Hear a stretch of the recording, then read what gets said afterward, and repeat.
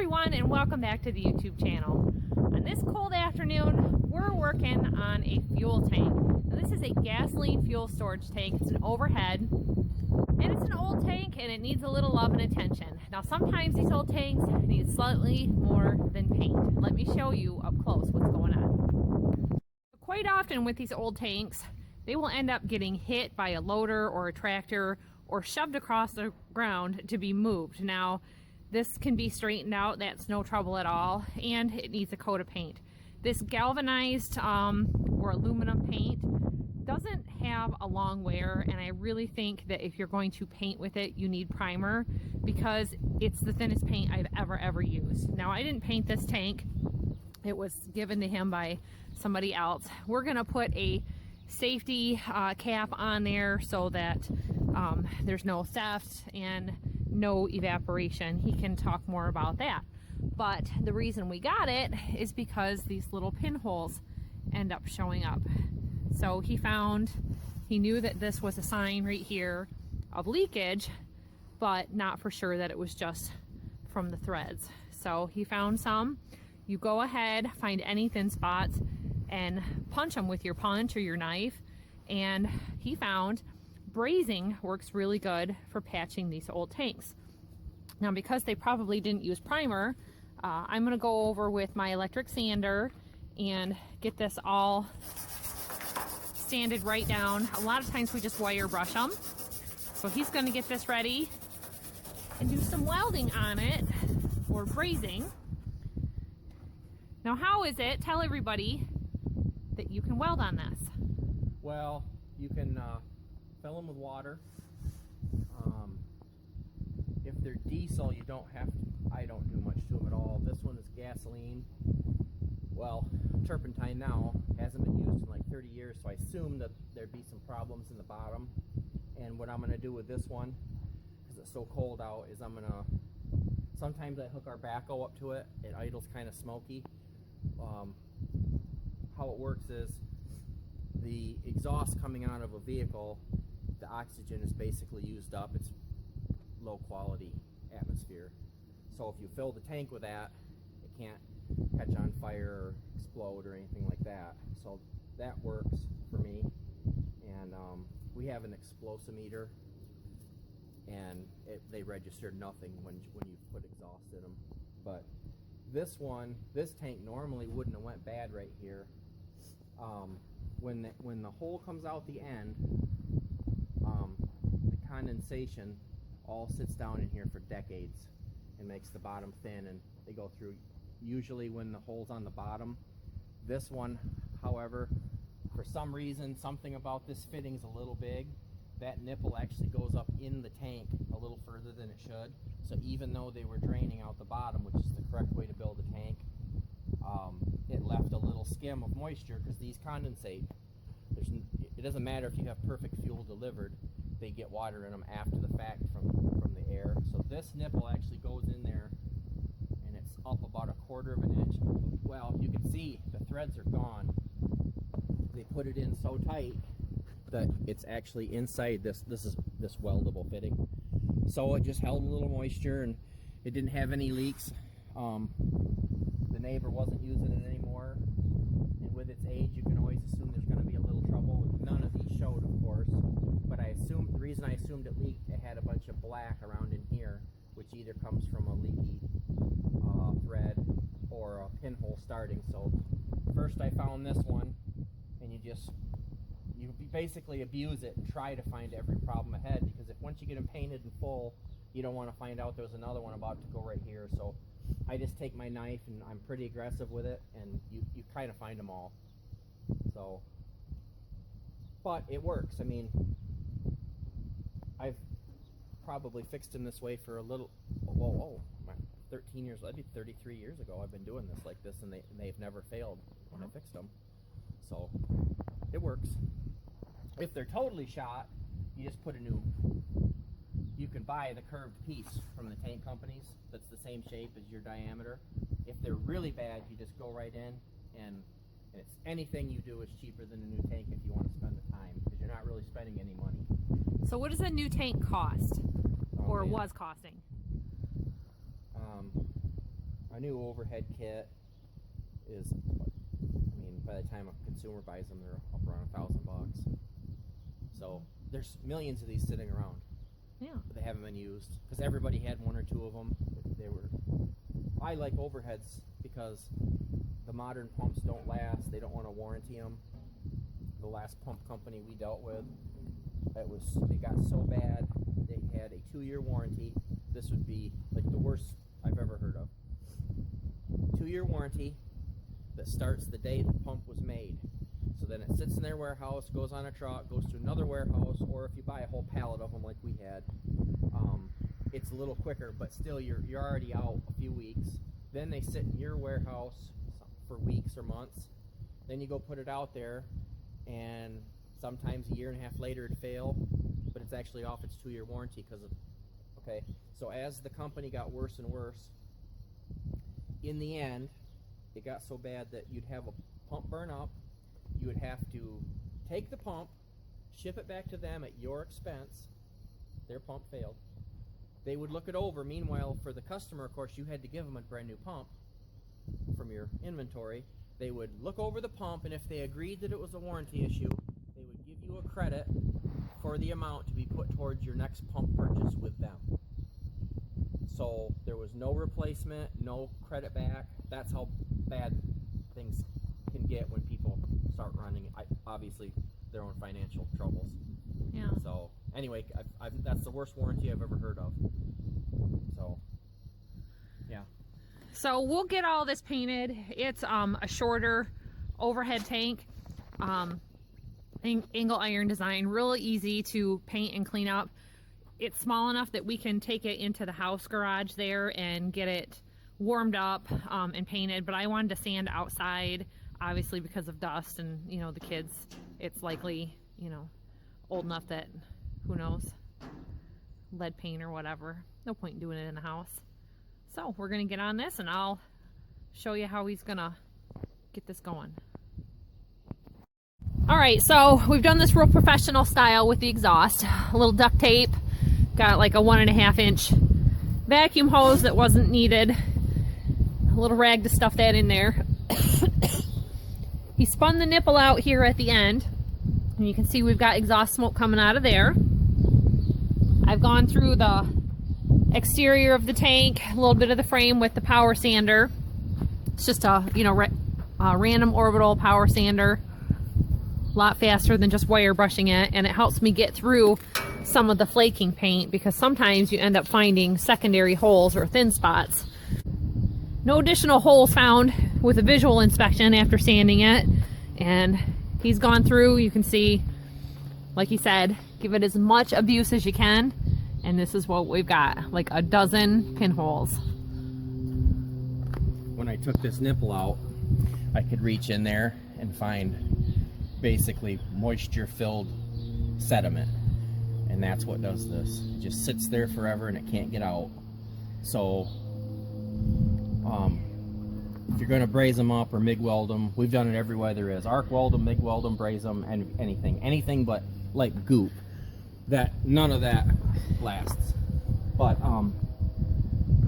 when you're finding a pinhole to determine whether or not the tank needs a new bottom or it just needs to be melted all in with braze, and that's why I like to do brazing. All these holes, it just all melts into one new piece of steel that can't corrode. It's brass. But when you make your little hole worse, I've used drills, punches, knives, anything. If all around it's still thick and it's just been drilling a hole with corrosion, you're fine, and that's what this tank's been doing. It's still like 14 gauge pretty much all around there. You just got these little, it's just piss. So that's why over the years, when you do it this way, they never end up leaking again because right there, they end up getting wet. That wet, when you clean these up, that every place it's going to leak in the next 15 years shows itself, because as you clean this up, that sediment in the bottom is wet all the time, and it's not with fuel, it's with water. So all of a sudden in 5 minutes you get a little round spot right here, stick your knife in it, sure enough. So all you do is melt brass in there and it's fine. Just a way to save money. Why it's so safe? Uh-huh. This won't work without air, and an explosion or a fire can't happen without air.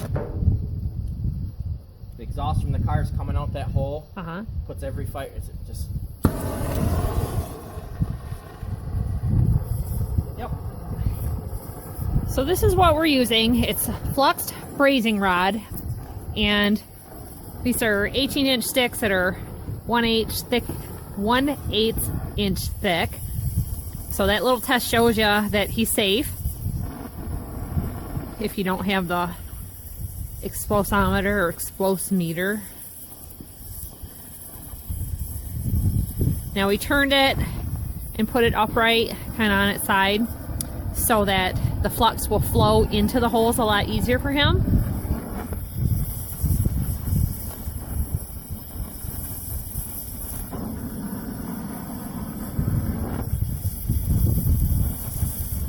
But that's why the rod is white. It's coated in flux. That makes it stick. Somehow. I don't know how it works, but it does.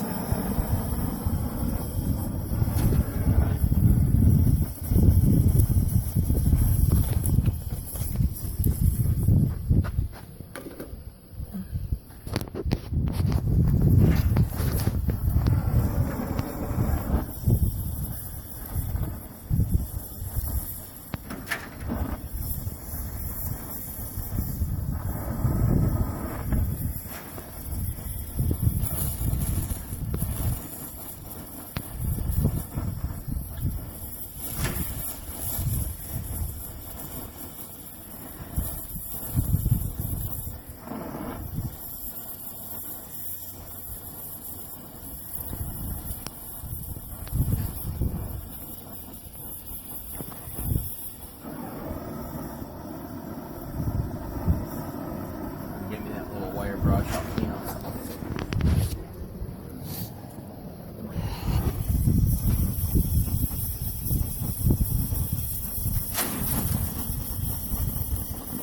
Look at all that racket back there.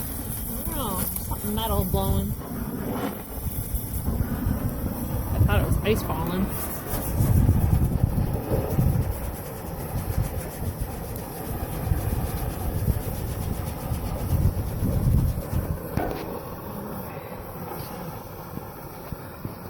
Going to get me a new piece. This is getting hot on my fingers. Okay.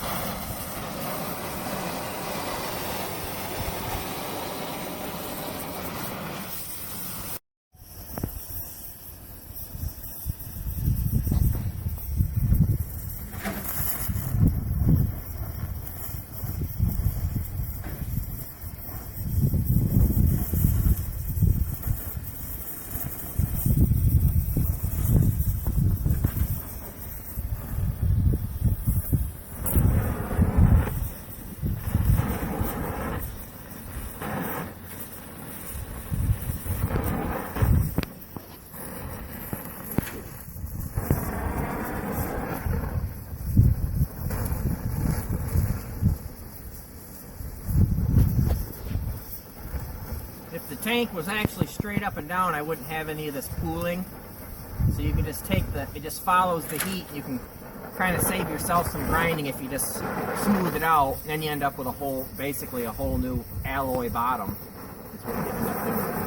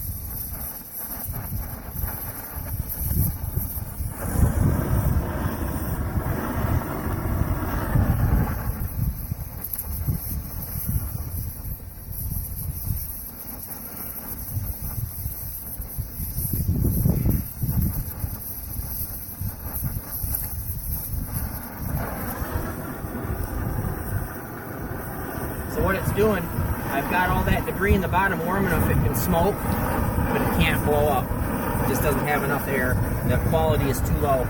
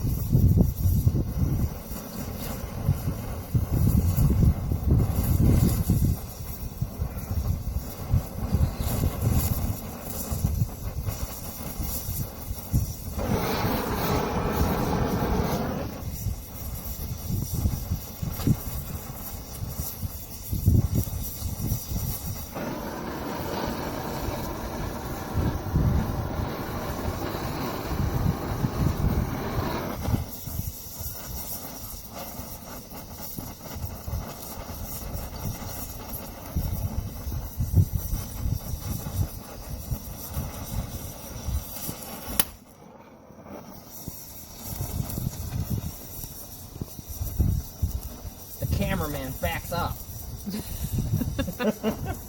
Oh, what's going on? Well, between the car exhaust, the paint, and the old sludge, it stinks. And me. Dude, it smells bad.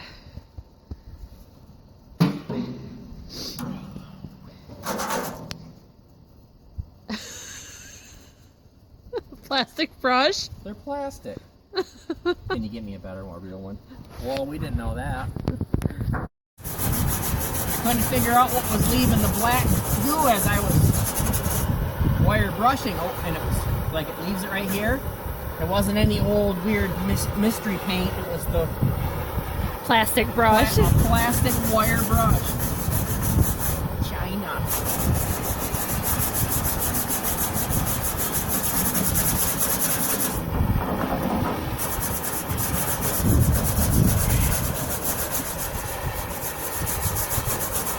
Get that mess off.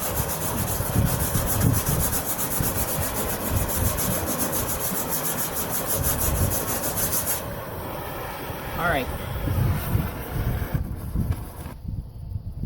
What do you think? I'll smooth this ridge out. Mm-hmm. I don't really like grinding grazing rod because it tends to want to fill in your grinding wheel because it's yellow metal. So I'll probably just smooth it out and not push it.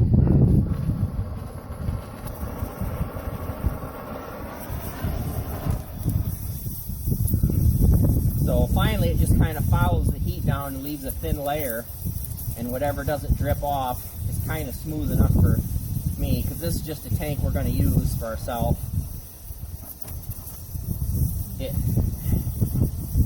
Good enough for us.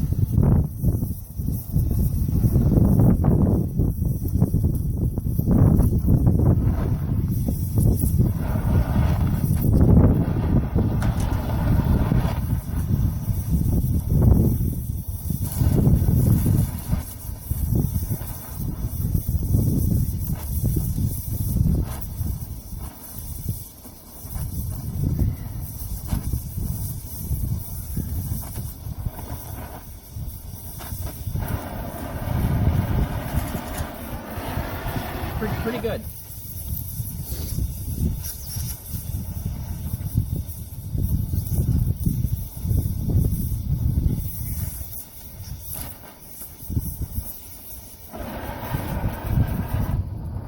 All right. I end up using these up later with vice grips. They just all, you know, you Eventually it gets so close to the fire you can't hold them anymore. Are they conducting heat also or no? Probably a little, yeah. It wasn't so close that it was doing that. It's just that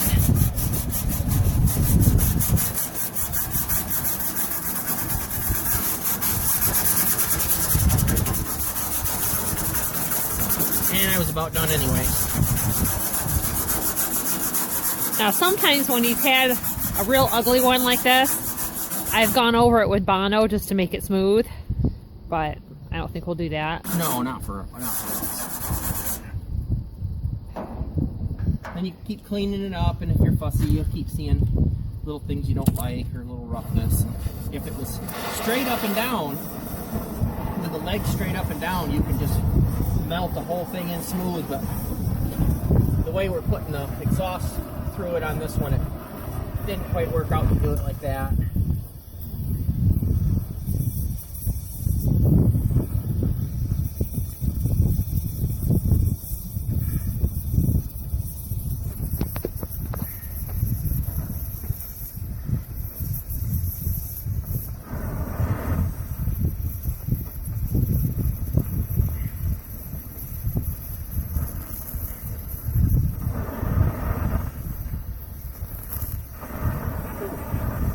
Yeah, you want to get me a new one? Huh? Last one. Just pick up some more.